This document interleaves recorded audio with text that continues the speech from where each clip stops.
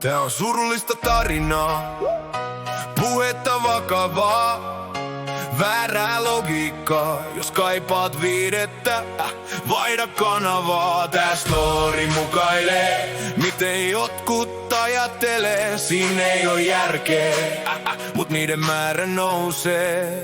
Aloitetaan. Olen ihminen, mikä siis olen. Eläin, joka on itsestään tietoinen. Eläin, joka on itsestään tietoinen. Minä itse, ei kukaan muu. Minä itse, ei kukaan muu. Minä itse, jolle kaikki kuuluu. Minä itse, jolle kaikki kuuluu. Mikä oli siis parasta elämässä? Saada enemmän kuin muut, olla suurempi kuin kukaan muu, olla oikea valtaa imevä simasuun. Maailma on kaunis, aurinko laskee, väriloistollaan meitä siunaa. Ei ole paljon aikaa, leikki alkaa. Maalari maalasi taloa, sinistä ja punaista. Illan tullen sanoi hän, Yksi putosi pelistä pois.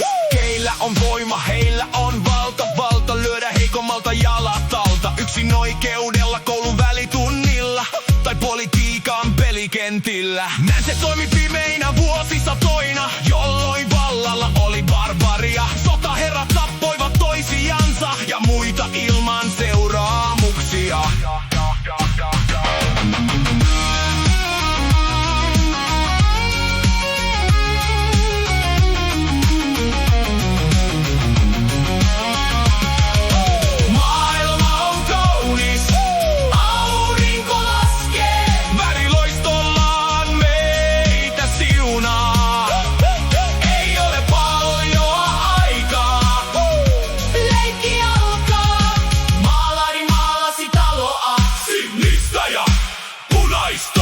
illan tullen sanoi hän, Yksi putosi pelistä pois. Näin tänäkin päivänä moni ajattelee, voima ja lopulta solta asiat ratkaisee. Mikä johtaa uuteen maailmanjärjestykseen, uuteen pimeään aikakauteen.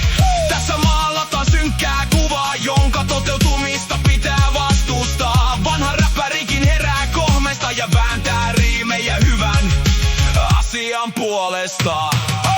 Maailma on kaunis, aurinko laskee. väriloistollaan meitä siunaa.